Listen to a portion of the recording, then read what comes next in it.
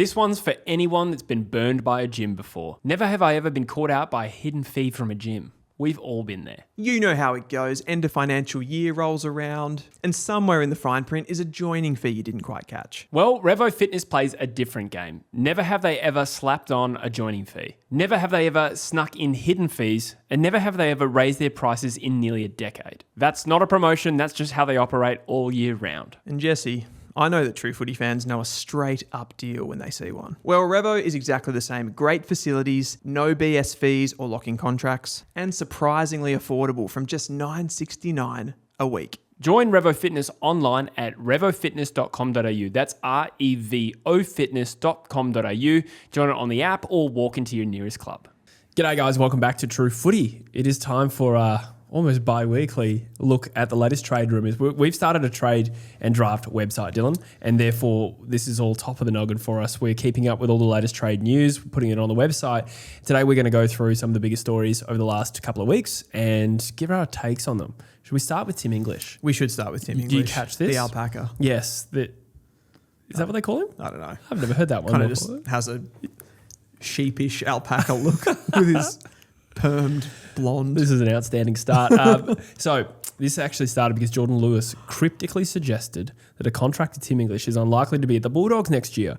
And then he cheekily declined to name the club likely to get him. Can I just say, I hate when people do this. He basically says that he has an in and a reason that he knows why, but won't give any information around it, which makes the information seem really implausible. Yeah. However, we're going to still go into it. Oh, absolutely. Well, I think this definitely suggests that he at least thinks he knows something. It doesn't mean he's correct, but he definitely knows something here.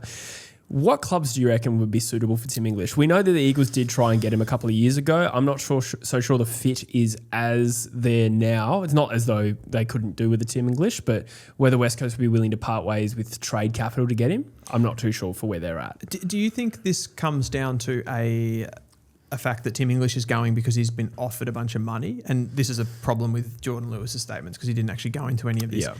Or is it, swinging it around, is it more that he feels unloved at the Western Bulldogs?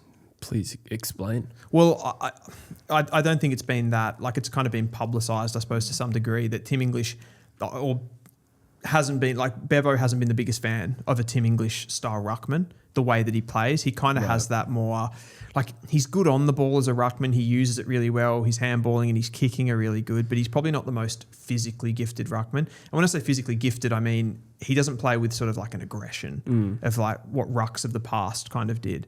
I think Luke Beveridge wants that guy that's a bit more of a hard hitter, a bit more bash and crash. Yeah. And maybe Bevo's a little bit unhappy with how Tim English is playing. That's made Tim English feel a certain way and he wants to leave. I'm just kind of throwing that up. Yeah. So there has been some suggestion that it's because of his partner who has a netball contract that may or may not be up in the air. I'm not sure exactly. Thanks for letting me go on that little rant while you held that information from me. No, but I've also subsequently heard, and this is completely unverified, but the idea that he and Bevo don't get along. So I'm not sure exactly where this all sits. That actually ties in close to what you were suggesting there. The secondary piece of information that could be related to this is that the Western Bulldogs are also monitoring Bailey Williams from West Coast. He is a restricted free agent this year. Oh, it's a fucking love triangle. It is a little bit. Well, are they looking at a contingency for losing their ruck? Because I'm not sure if Bailey Williams is necessarily a big priority for the Western Bulldogs if Tim English is there. But going back to what I said, and if I said it may not be true at all, but if Bevo did like that more sort of physical ruckman, would Bailey Williams be that? Probably. But he's nowhere near as well performed as the Tim English, so it would be a bit of a downgrade, wouldn't it? But with no disrespect to Bailey, who is having a career best season at the moment, it still seems ballsy. That being said, obviously it may be Tim that wants out, but I'm just trying to think of the clubs that would be suited to him. So the clubs that would be suited to him, I'd be looking, and I'd generally go here first, but I think Richmond would have to be in the mix. They are in the ruck market. We're looking at Nick Madden. They're in the ruck market. Been linked to Madden and Briggs, I think. The argument against that is just where Richmond are from a build point of view, this would cost them in a trade. It would cost them in a trade, and it's probably not the greatest age profile play either. Where does English sit at the moment? About 28, would he? He's a little bit past free agency and contracted for a few more years yet. Yeah, so maybe it doesn't fit that well from that perspective either. And as you said, it's like if you got a Briggs in, like Madden's probably that more long-term play. Briggs is like the short-term play that's cheap. and English is probably the non-cheap big trade one where you kind of get someone in, they're ready for now. It would improve Richmond right now, for sure. I think he'd be on the cards. I think obviously the Western Australian flavour in this is probably big. Yeah, I think West Coast would have a need. Again, I think you make the same argument. The cost point of view probably doesn't make sense for where the Eagles are at. I was actually thinking someone like Geelong. Well, it's absolutely. Because they were also looking at Bailey Williams. So the two clubs linked to Bailey Williams are Geelong and the Western Bulldogs. Just to make this more confusing, the Western Bulldogs already have a Bailey Williams, so I don't know what they're going to do there. I mean, they'll just... Bailey Williams at Geelong? No, they were at Bulldogs. Oh, of course. Yeah. There's two Bailey Williamses there, which might be a AFL first. And as we know with the Zach Butters situation, if Tim English was to move from the Western Bulldogs to Geelong, close trip, doesn't have to move that far. Yes, that's true. That's true, with his proximity to various highways. No, I think the Cats would make sense. I did think it was a little curious they were interested in a Bailey Williams. I suppose their ruck situation has never been first class, but they do have Mitch Edwards coming through. Do they see someone to partner him potentially? I he's don't also think probably Mitch not Edwards, ready. he's not at the point, like he's a good up-and-coming young ruckman, but he's not at that point where you go, this is our guy. Agreed, absolutely. What about a Collingwood? We're looking like with Darcy Cameron obviously not being suited to the modern rules, modern 2026 rules. His output has fallen. Oscar Steen's just done an ACL. There's no immediate answer there. Tim English, if they're striving to maintain relevance, it's going to take more than a Tim English. But if they're able to sign someone through free agency and land at Tim English, and maybe they do let go of their draft picks to some extent. Maybe there's a world where I don't think they trade pick 6 or whatever it is for Tim English. You know what it feels like though? It just feels like a little bit of a wasted, like you're putting capital into an area where you need it way more in other areas, I suppose. Yeah. Like it wouldn't, again, it's like their big thing has been they need to start to get some youth into this team. It's not really addressing that. Mm-hmm. Darcy Cameron hasn't adjusted very well. He's gone from a pretty dominant ruckman in the competition to a non-dominant ruckman, but is it that bad that they really need to go after and like waste a top end pick on someone like a Tim English? Probably not. I don't know. No. It's a decent shout though. Yeah. I think there's some suitability there. The cost will be the mitigating thing there. I'd imagine Collingwood would want to keep their top 6 or 7 pick, right? Absolutely. Yeah, you don't think they part ways there, but there's a little bit to play out. Obviously, if they move into a wild card spot and then potentially win week 1, then like suddenly that draft pick gets diminished and the cost doesn't seem as bad. Does that make sense? I'd agree with that. Who knows? What about, just to throw another club into this, with all of the reports that Madden wants out, that Briggs is looking to go out, could there be a move to a GWS Giants, who are probably where their list is at, are more in the window right now? Yeah, they're sort of in between, but they're probably more attractive than a Collingwood.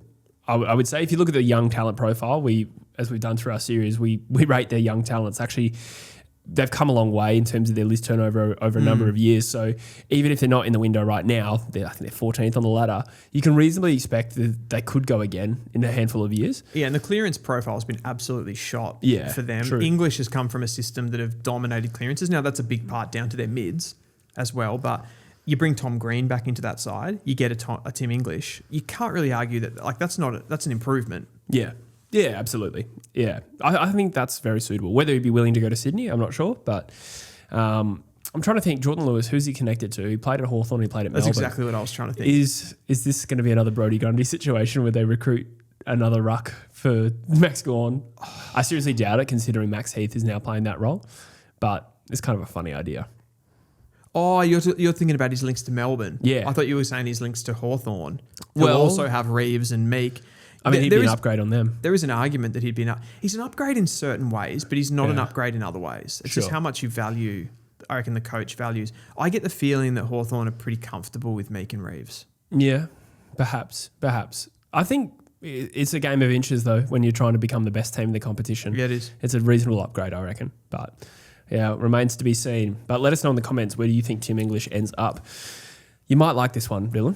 Jacob Weitering. So on our website, truefooty.com.au, I post every single article and link to a trade rumour that has to be founded in an article. It has to be linked from a creditable source. Otherwise, it doesn't make the website. I haven't been able to put Jacob Weitering in there until this week. Mitch Cleary on X says that North Melbourne have asked the question around a contract to Jacob Weitering. Does this make you happy? Makes me extremely excited. We are still ranked in the bottom 2 in the competition for defensive one-on-ones. I don't think we have genuinely, I don't think we have one key position defender that is very, very good one-on-one. Comben is pretty good, but he's also more of that intercept guy. Yeah. To get a Weitering in, it's just that really just solid beacon back there. I'm desperate for this. I think it would be completely suitable. On some level, suitable for both parties. I think like Weitering would get that little bit of a change of scenery. North Melbourne would get their big defender.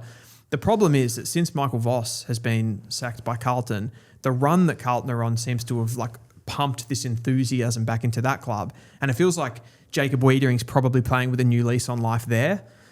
So that's probably North Melbourne's loss at the end of the day. I don't kind of see him walking away from the Carlton project to join North Melbourne now, where I could have seen that under Michael Voss, where he looked to be floundering a little bit. I think you summarised everything I was going to say, which is that Carlton would love to have a Weitering there, even if maybe he's not there by the time they're next contending. I don't know. It's a little hard to read where their list is exactly at. They have some good youth coming in. 29? He would be 29 this year, I reckon. It's prime for a defender, though, isn't it? It is right Key for now. a key. It is right now, but are Carlton going to go again in the next 3? They're going this year, Jesse. How Haven't can you I seen forget? their footy? I did not see them beat West Coast, yes. No, I mean, they're going really well. But also, like, the appeal of having him mentor Harry Dean for a start. I think there's too much for Carlton to retain him. So I think it would be a very uphill battle. I think so too. But who knows? Who knows? Just on North, this actually happened a couple of weeks ago, but we never discussed it. Tasmania are coming for Charlie Comben. The Devils are aggressively targeting Charlie Comben as a marquee signing ahead of their AFL entry in 2028. He becomes a free agent end of 27. So this is not an issue for this year, but how would you feel about it if he were to leave the club? Oh, not good. No, he'll join your other team, Tasmania. Yeah, exactly. He's our best key position defender. I think he's a leader at the club, and I really, really value the way that he plays. Like I reckon he's one of those guys that if you're an opposition team, you probably hate him a little bit. Just from the, he's had that stuff like the run-in with Harley Reid. He can be a little bit niggly and a little bit nasty on the field, but we sort of like that as North Melbourne fans. He's also that like big beast. He's 200 centimetres, so he can take some of the biggest key forwards in the competition. He never really feels outsized in that manner. It'd be a massive loss. Like and factoring both of these in, you look at like if we were to bring Weitering in alongside Charlie Comben, you're thinking like, how good is this? But imagine not getting Weitering and losing Comben. It's like we got Griffin fucking Logue and Aiden Core and Toby Pink. Like shit, man. It's actually really, really grim. I mean, there's some really young key defenders there, like a Matt Whitlock who's been playing a bit forward, and there's a Blake Threadgold, but there's like they've got a lot of work to do to get up to this level. So of course, and you're at the list stage as well. You want to start winning games more, right? It's you don't want to delay that by putting all your hopes in developing players. Of course not. So to answer your question, how bad is it for North Melbourne? It's like probably blow the joint up, kind of bad. Wow. Oh, there we go. You heard it here first. Just to summarise all of Tasmania's targets that I can find: Charlie Comben, Nick Dacos, Bo McCreary, Jack Ginnivan, Sam Lawler, Finn O'Sullivan, and Logan Morris. There might actually be more, but that's the ones I've got in front of me right now. Outside of Dacos, who would be the obvious? Who do you think the best get there would be? Logan Morris. Yeah, I think so. He's clearly the next best. It'd be really fascinating to see how many of these guys are willing to join a rebuild project. It's not a rebuild, it's a build for Tasmania. But, someone like a Logan Morris, on the one hand, he's had success. On the other hand, it's a big thing to walk away from the Brisbane Lions. Sure. Right now. Next year. You do it, though, for a big payday. Yeah, you probably could. You could. It depends what motivates him. What about the project too, though? It would be fun to go to the new club. I think there's something in that. If they got Lawler and Foss together as a combo, that'd be nice. Oh, I know. Yeah, I don't know how realistic that is. I'm sure it's probably not that realistic, but it's interesting that they're asking the question. Yeah. A pretty widespread approach. There's a lot of like outside players or like flankers that they've looked at here. Like, I mean, Dacos not a flanker, but like, no. I would have thought you maybe build from within. Start with the inside players, the key position players. But like someone like a Ginnivan is a little bit of a cherry on top player. Yeah, that's true. I suppose maybe from a PR point of view, though, he's a noticeable player, recognisable player. Yeah. So there's a little bit of that. I think that would be, the Ginnivan one would certainly be to get kids to buy jumpers. Yeah, true. And to build that kind of, I suppose, like online profile of the club and that sort of thing. So it's a good point. I think you probably look at McCreary as another one like that where, not from the PR point of view, but McCreary's that like outside type player. Is he going to actually kind of build you from the inside out, not so much. He's not a Dean Brogan at GWS, is he? Exactly. That's right. Just a random example. Before we get back into it, just a quick word from Revo Fitness. Never have they ever slapped on a joining fee, snuck in hidden fees, or raised their price in nearly a decade. Yes, that is all true. That's Revo Fitness. That's just the standard they hold themselves to all year round. Great facilities, open 24/7 with a huge network of clubs all across Australia from $9.69 a week. Affordable fitness without the BS. It's just that simple. And Jesse, true footy fans, we don't do excuses, do we? And neither does Revo. Just show up and train. Head to revofitness.com.au. That's REVO fitness.com.au, or walk into your nearest club. But for now, let's get back to the segment. Bobby Hill could be on the move. A little bit of movement in this space. We know that there's been a question mark on Bobby Hill and what's happening there at the Collingwood Footy Club. But on June 23rd on Fox Sports, we read, Bobby Hill's reportedly opened his mind with respect to potentially leaving Collingwood at the end of the year, and that the Pies may be open to this if a deal is right. Sounds like they've somewhat given him a bit of an ultimatum. Yep. Around I think the exact phrasing was they've asked him to set some goals for the rest of the year, and if he doesn't hit those goals, they're going to have another conversation around what that looks like.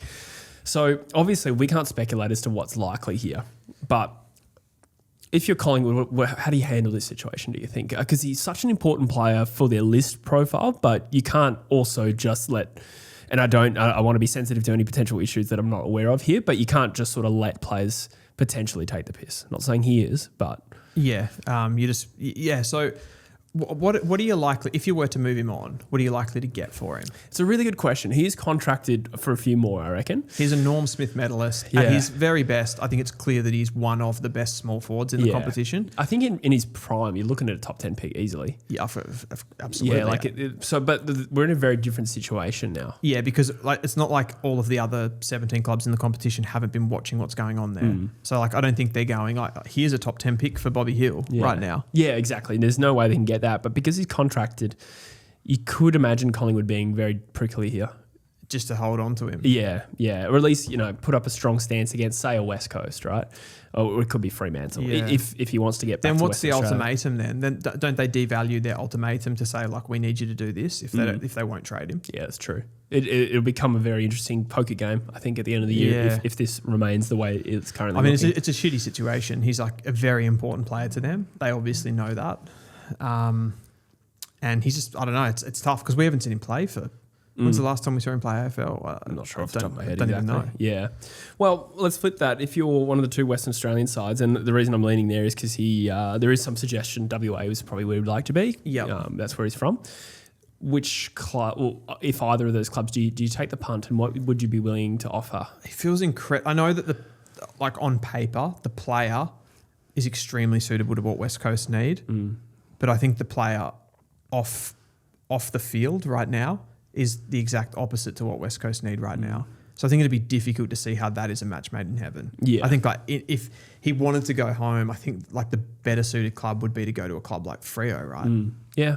I mean, as much as that would disgust me to see him it's going to be so return hard. to his Norm Smith medal winning form and win a three-peat with Fremantle. Shea Bolton, Bobby Hill, I know, yeah. Murphy Reid. Probably squeezes out a Dudley, maybe, or a Switkowski. Yeah, well, someone's got to go. Yeah, it's already a very good team.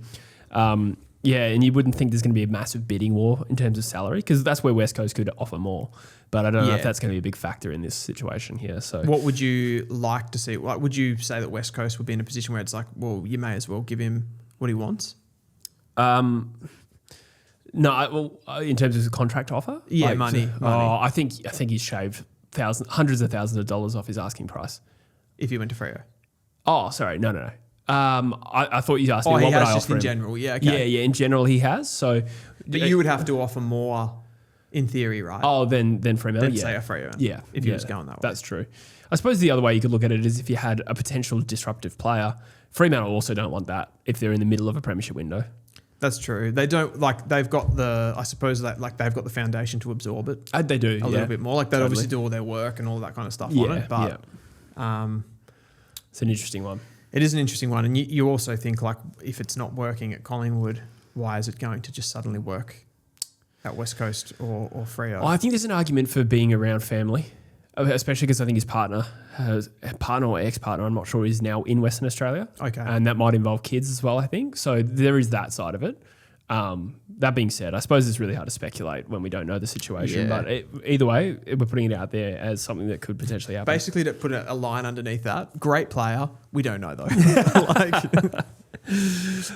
Brisbane canvassing some defensive tall targets, right? Oh, yes. So we know that they have been linked to a Jordan Ridley. It did come out 12 days ago that Cal Toomey actually thinks Gold Coast is slightly more likely than Brisbane.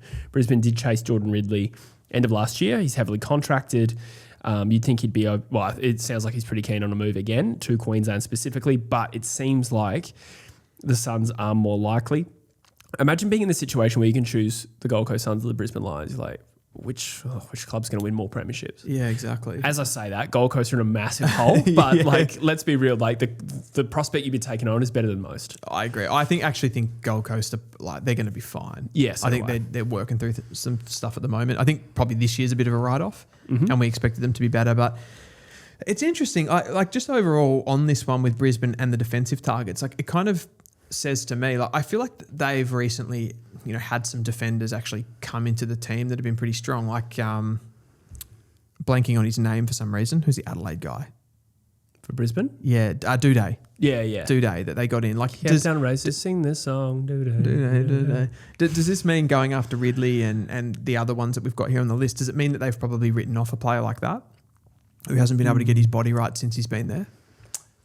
Dodo, you're talking about? Written him off? Specifically. I don't know. I don't know if it means they've written him off. Probably just identified it as a part of the ground they need to bolster. Also didn't really replace Brandon Starcevic. They had a bit of a pop at Butterick and missed out. I think this has been a thing for them for a little while now. They want those, probably more those hybrids.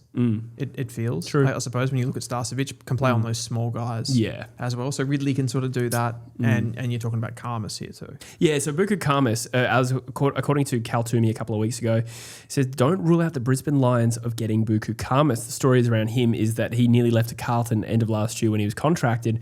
He is at this stage a free agent at the end of the season. And there's nothing to suggest he's keen to leave the Western Bulldogs, but if we got Brisbane Lions knocking on the door, he did try and get out at the end of last year. That'd be tempting. It would be very tempting. Do you these moments where you've got the Brisbane Lions, they won 2 premierships. They're gunning for a third. They're starting to look a lot better now. Yeah. If the Brisbane Lions did win the premiership this year and you're Buku Khamis, are you actually looking at that situation and going, is it the best time to go to the Brisbane Lions when they've just won 3 premierships? Like, not many teams win 3 premierships, have a little, maybe like a pivot, and then win another 3, right? Yeah. Is it the worst? In some ways, if you understand what I'm trying to say here, is it in some ways the worst time to go to a club when they've just won a bunch of premierships? You could argue that. I suppose most clubs winning premierships don't bank top 5 picks. No, that's so true. There's a little bit of a difference there. However, I think it makes sense Brisbane might dip slightly and then go again. I don't think they're going to be dominant just because they've added players through the draft. You're also not going to take a strategy of they've won a premiership, so I'm just going to go to the worst team then. Yeah, well, of course. They're still good, aren't they? Yeah, I think part of the thinking here for someone like a Buku is, am I going to go to a club that's going to reliably put me in finals positions over and over again? And I don't know if the Bulldogs are that.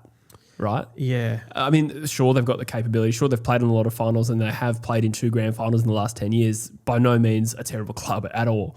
But if you're just looking at the prospect of, can I play in big finals regularly over the next 5, that's what the Brisbane Lions will offer. I'd also be looking, if I was Buku Khamis, for the part of this where it's like, what role are you going to give me? Because at the Western Bulldogs, I've become a really reliable, strong defender back there, but I don't like the jobs that I'm getting. I'm having to play on guys that are way bigger than me a lot of the time, and it's probably on some level it's probably showing recruiters and stuff like that I can go toe-to-toe with these guys. But getting Josh Tracy kicking 5-6 goals on me isn't helping me right now. No. I want that, second, third tall job, not the first one. Yeah, absolutely. And maybe part of Khamis' thinking will be, can the Bulldogs land someone else? Can the Bulldogs land a defender to support him? That could be a factor here. Who knows? We're speculating pretty wildly there. Or could he be looking at someone like North Melbourne and he's like, if they keep Comben, they get Weitering and add me. It's the dream team. I can play alongside Toby Pink. Hardiman streaming off the halfback flank. Anyway, we'll move on to the Saints, who have emerged as contenders for Lachie Neale. When I first saw this, I was like, this is an odd one. Like, aren't they sick of going for high-profile targets? Relatively high-profile, obviously, towards the end of his career. And Lachie Neale has been linked most strongly to Collingwood. There was a suggestion that Fremantle, Neale to Fremantle was just about locked in at $600K a year before the Pies came in and offered him 3 times $1 million. So $3 million over 3 years. Yep. So obviously money spoke there, if that is true. Yeah. The Saints would have to probably beat out that offer, but it's an interesting one here. The more I think about it, the Saints would love a Lachie Neale. That would be such a good result for them. So I completely agree with you. Yeah. I think they would love him. But what does this say about their overall strategy? They had Jack Steele as that experienced inside midfield. That certainly a downgrade on Lachie Neale. So I'm not comparing those two as equals or something. Yeah. They got rid of him and they brought in Sam Flanders, who was kind of supposed to do the role that a Lachie Neale would do. And now they'd be going after a Lachie Neale and offering more big money to a player like that that's at the end of his career. It works because I think he's a much better player than Flanders and he's a much better player than Jack Steele. But I'm not sure if they've actually, that shows a miscalculation in their strategy over the last 2 years for me. I see what you're saying. I do agree. However, is this Lachie Neale thing probably more just opportunistic? Because I don't know. Because the opportunities come and... Yeah, because this all happening in Lachie Neale's life was kind of unforeseeable, right? I do wonder if the things in his personal life, if that hadn't happened, would he be looking to leave the Brisbane Lions? Maybe, maybe not. Yeah, that's a fair point. Do you think, though, that St Kilda would be flapping around that sort of money if Sam Flanders had hit the ground running and had a massive year? No, probably not. No, absolutely not, I would have thought. But I do love the idea of, for them, getting someone from a successful organisation. Yeah. I think that would actually add a lot that they don't have. That none of the players that they've recruited, outside of a premiership player in Liam Ryan, they haven't really recruited anyone from a club that's done anything. Yeah, and obviously, compared to a Liam Ryan, Lachie Neale's that Brownlow medalist as well. Exactly, yeah. He's really led teams to that where probably you could, Liam Ryan obviously brings that as well, but he's probably done it as more of an outside type for sure moments player where Lachie Neale's kind of been the bread and butter in those teams. So it'd be massive. I suppose I wasn't thinking at it so much from those points of view with St Kilda because they've done a little bit of recruiting around that space anyway, right? Jack McRae was probably a little bit of that recruit for them where they're bringing in a premiership player. That's true. Forgot about that one. But the more recent guys that they brought in, TDK, Silvani and Flanders, were more just we're bringing in talent. Yeah. Right. So I could be sold on it. And does he make their team better? 100%? Yeah. 100%. I kind of like it for him. They are also linked to Alex Davies. Essendon and St Kilda have approached Alex Davies, a big-bodied midfielder from the Gold Coast Suns, who I think Dylan and I have discussed Alex Davies tons over the last 12 months as a potential player that could be offloaded from the Gold Coast Suns. What do you think about the suitability for Davies for both Essendon and St Kilda? I mean, I think with these types of players, to bring someone like an Alex Davies who's that bigger bodied mid as a depth midfielder, it's probably good for any team in the competition. I can think of more suitable clubs for him. I wouldn't be going to St Kilda if I was Alex Davies. Yeah. Because I think with the young high draft picks that they've brought in you're talking about competing with a Philippou, a Darcy Wilson on some level. Windhager, Gus C has been in there and playing really well. Max Hall's gone in there. So I think the Gold Coast Suns overall, they've got a more talented midfielder, particularly at the top end. I don't know if it changes Alex Davies' situation that much. Yeah. So looking at it from his point of view, it's probably not a bad move for St Kilda, but do they need him as well? Probably not. I think it would show that maybe they're more worried that some of these other players aren't working out for them. Potentially. I think Essendon, there is suitability there, particularly if they have the exodus that we're expecting they do. A Merritt leaves. Darcy Parish has been linked to a move away just because he's feeling a bit aggrieved. Elijah Sardis, is he going to get another contract? We don't know yet. I think the suitability is there. I think Davies would also suit someone like Collingwood. Yeah. Just some even if it's stopgap midfield performers that can help. We're getting Lachie Neale, to be fair, potentially. Well, totally. So but it would bridge the gap between your crisp, those older players, Pendlebury, Sidebottom, and someone like a Sam Swadling at the other end, right? You're just bringing in a guy that's 22, 23 compared to a 19-year-old. Yeah, exactly. So I kind of like that for the Pies, but Essendon and St Kilda are listed as the clubs linked to him and probably a bit of a money ball. I think it'll be a relatively cheap deal, so you can see why that'd be tempting. West Coast has emerged as a club with interest in Joel Jeffrey. Do you remember a couple of weeks ago we discussed Jeffrey as being targeted by the Saints? Yep. Well, West Coast has apparently been linked. I'm a little bit surprised by this, purely just because of the position. Because you've got 1,000 running defenders. Yeah, and while he probably is best 23, is he clearly best 23? I don't know. Maybe I'm being ignorant there. Yeah, I suppose back onto that, I was like Moneyball, are you just slightly improving a position and making it more competitive? So I suppose you could argue it that way, but I sort of agree with you. He is contracted too, so you'd have to give something up for him. it's very bold. I don't even know if I rate Joel Jeffrey that highly as well. Like he's shown some good form. Not a huge fan though. Sure. Yeah. I'm not sure if he comes in and maybe it's the desire to play him as that distributor role. Yeah, it would be. But Lindsay's getting dropped every second week and just had a rising star.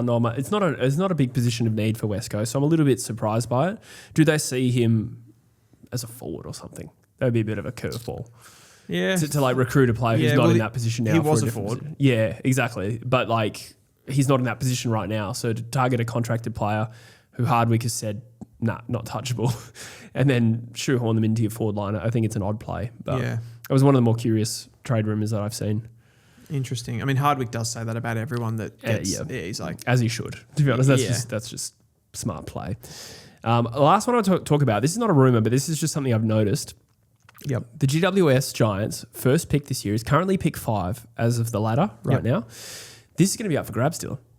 We're talking about pick swaps in June. Who would have thought that? But Ethan Matthews, the Northern Academy prospect who is bolted up the rankings, and you can speak more to that, is sort of emerged around that range of the 5, right? So either the bid comes in right before their pick, depending on where they finish, and gets absorbed.